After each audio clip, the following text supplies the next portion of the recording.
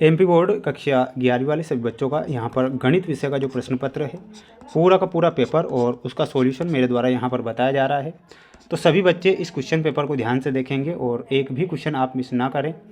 100% my dear friends paper परीक्षा में आएगा और परीक्षा में आपको ये प्रश्न पत्र देखने को मिल जाएगा। इसलिए ये पूरा का पूरा पेपर ध्यान से देखना है और एक भी क्वेश्चन मिस नहीं करना है। देखिएगा क्वेश्चन की ओर हम बढ़ेंगे। आपकी स्क्रीन के सामने देखिएगा क्वेश्चन मैं आपको बता देता हूँ, बिल्कुल ध्यान से देखना है। सही विकल्प वाले सबसे पहले हम क्वेश्चन सॉल्व करेंगे। पहला प्रश्न दिया गया है किसी समुच्चय 1, 2, 3 के उप समुच्चयों की जो संख्या होती है वो कितनी होती है। तो इनकी जो संख्या होती है कितनी होती है, 8 इनकी संख्या होती है। तो इसमें आपको 8 करेक्ट ध्यान रखना है। अचर फलन y बराबर एफ एक्स बराबर सी, जहाँ सी एक अचर है और प्रत्येक एक्स आर द्वारा परिभाषित वास्तविक फलन है, तब फलन एफ का परिसर क्या होगा। तो फलन एफ का जो परिसर होगा वो क्या हो जाएगा, सी। ठीक है, तो ऑप्शन नंबर सी जो दिया गया है, जिसमें भी आपको सी ही दिया गया है, ये करेक्ट लिखना है। तो स्क्रीनशॉट ले लीजिए। सभी प्रश्नों को याद करके ही जाना है, क्योंकि माय डियर फ्रेंड्स ये प्रश्न आपकी परीक्षा में 100% देखने को मिल जाएंगे, ये मेरा आपसे वादा है। जितने बच्चे वीडियो को देख रहे हैं माय डियर फ्रेंड्स, वीडियो को लाइक आप जरूर करें। चैनल पर नए हैं तो सब्सक्राइब करके रखना है। उस रेखा की ढाल जो एक्स अक्ष के साथ 30 डिग्री का कोण बनाती है। तो इसमें क्या लिखना है, 1/3 आपको लिख कर आना है। एक्स अक्ष पर किसी बिंदु का निर्देशांक होगा, तो निर्देशांक क्या हो जाएगा, x00। ठीक है, ये ध्यान रखना है। अगला क्वेश्चन है LIM और x0 sin x/x का जो मान होता है वो कितना होता है। मान हो जाएगा 1, तो इसमें आपको 1 लिखना है। a + b⁻n-1 के प्रसार में पदों की कुल संख्या होगी, तो पदों की कुल संख्या हो जाएगी n। ठीक है, तो इसमें आपको n ध्यान रखना है। बढ़ेंगे हमारे अगले क्वेश्चन की ओर। जितने विद्यार्थी वीडियो को देख रहे हैं माय डियर फ्रेंड्स, वीडियो को लाइक आप जरूर करें।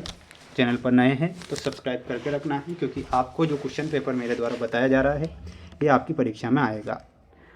वह क्षेत्र जिसमें किसी असमीका के संपूर्ण हल स्थित होते हैं असमीका का क्षेत्र कहलाता है, तो वो हल क्षेत्र कहलाता है। क्या कहलाता है, हल क्षेत्र। अनुक्रम an बराबर n+2 का तीसरा पद क्या होगा, तो तीसरा जो पद होगा 15 तीसरा पद होगा।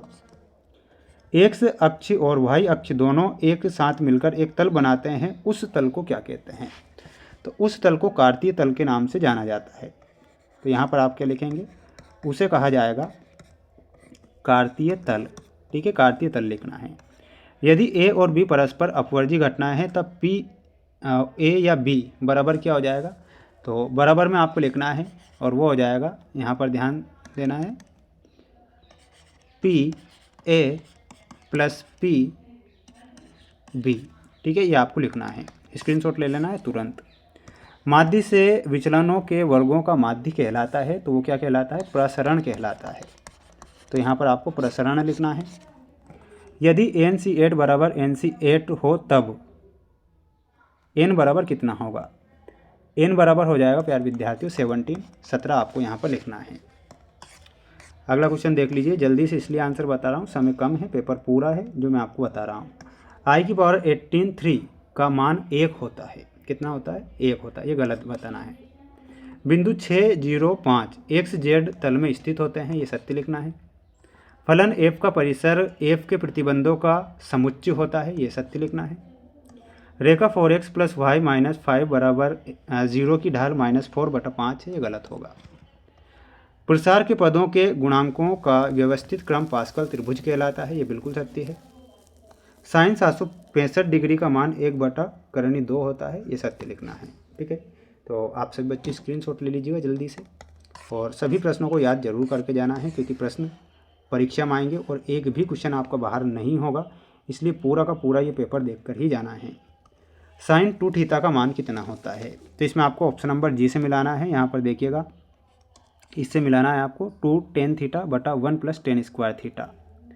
दूसरा प्रश्न है cos 2θ का मान कितना होता है, तो ऑप्शन नंबर F बताना है और वो क्या आ जाएगा, 1 - tan²θ/1 + tan²θ।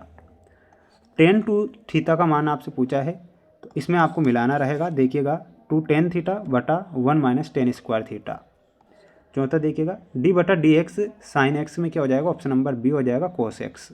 ठीक है, तो यहाँ पर फोर्थ में मिलाना है ना, ये फोर्थ का आंसर है। फिफ्थ का देखना है, डी बटा डी एक्स कोस एक्स का मान कितना होता है? तो फिफ्थ में आपका हो जाएगा option number C, minus sine x. Sine 3π/2 minus x, तो 6 में आपको ऑप्शन नंबर डी बताना है, माइनस कोस एक्स। सातवां प्रश्न देखिएगा, कोस 3π/2 प्लस एक्स का मान क्या हो जाएगा? तो इसमें ऑप्शन नंबर ए से मिलाना है। ठीक है, तो ये आपकी जोड़ी और जोड़ी के नंबर आपकी स्क्रीन के सामने है। आप सभी बच्चे इन्हें याद जरूर करें, क्योंकि ये प्रश्न परीक्षा में आएंगे और बिल्कुल 100% प्रश्न परीक्षा में छपेंगे। आई की पावर -39 का मान ज्ञात कीजिए। तो इसका मान आपको ज्ञात करना है और कमेंट बॉक्स में आपको ज़रूर बताना है हमें कि बिल्कुल इसका आंसर सटीक क्या होगा। 2 - 3i का योज्य प्रतिलोम लिखिए। तो इसका योज्य प्रतिलोम क्या हो जाएगा? और वो हो जाएगा 2 + 3i। फलन f x बराबर 2x - 5 द्वारा परिभाषित है तब, तो f - 3 का मान लिखिए।